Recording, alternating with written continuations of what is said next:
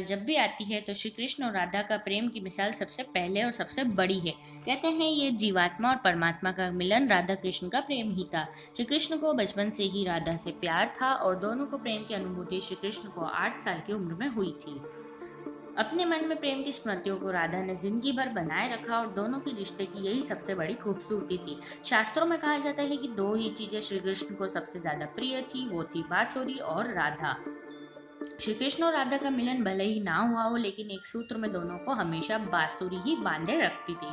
कृष्ण के हर चित्रण में बांसुरी को जरूर दिखाया गया है। राधा के प्रति श्री कृष्ण के प्रेम का प्रतीक बांसुरी ही थी। कई अलग अलग विवरण में राधा से जुड़े हुए हैं, लेकिन एक ऐसी ही प्रचलित कहानी आज हम आपको बताने जा रहे हैं।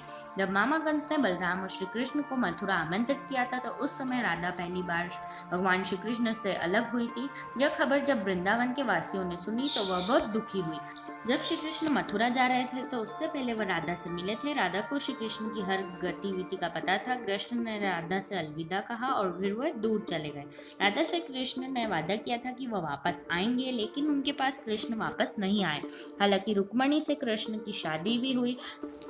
अपने भाई रुक्मी के खिलाफ रुक्मणी ने श्री कृष्ण से शादी की। श्री कृष्ण ने जिस तरह राधा प्रेम करती थी, उसी तरह से रुक्मणी भी करती थी और उनकी बाकी रानियां भी। श्री कृष्ण को रुक्मणी ने एक प्रेम पत्र भेजा था, जिसमें लिखा था कि वह उन्हें आकर यहाँ से ले जाए। उसके बाद रुक्मणी के पास श्री कृष्ण गए और शादी कर ली।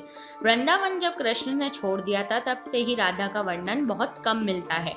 जब अंतिम बार राधा और कृष्ण मिले थे, तब कृष्ण से राधा ने कहा था कि वह उनसे भले ही दूर जा रहे हैं, लेकिन कृष्ण मन में हमेशा राधा के बसे रहेंगे। उसके बाद मथुरा जाकर कृष्ण ने कंस और बाकी राक्षसों को मार दिया और अपना काम पूरा किया। उसके बाद द्वारका कृष्ण चले गए और वहां पे प्रजा की रक्षा के लिए उन्होंने द्वारका नगरी बसाई, जिससे वे द्वारकाधीश के रूप में जाने लगे।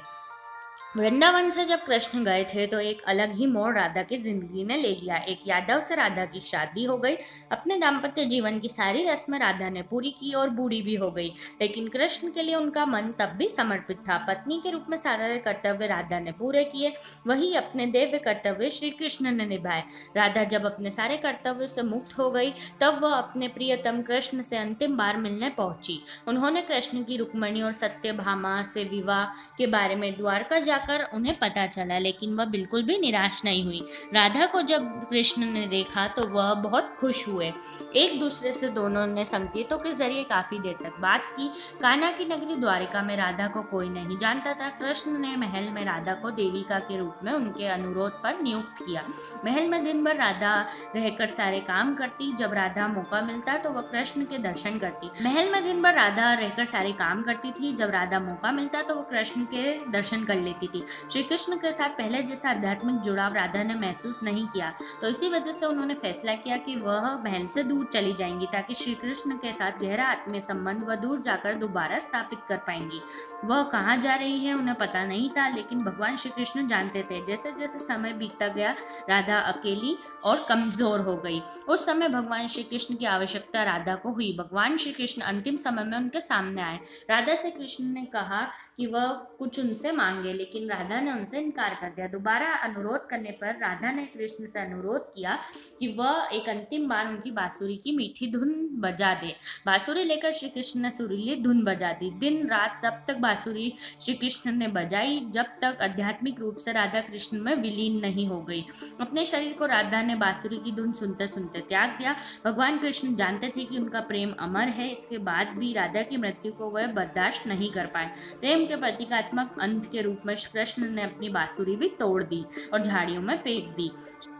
श्री कृष्ण ने इसके बाद से जीवन भर कोई भी वाद्य यंत्र या फिर बांसुरी नहीं बजाई। शास्त्रों में कहा गया है कि नारायण ने जब श्री कृष्ण के रूप में द्वापर युग में जन्म लिया था, उस युग में राधा रानी के रूप में माँ लक्ष्मी ने जन्म लिया था, ताकि उनके साथ वह मृत्यु लोक में रह सके।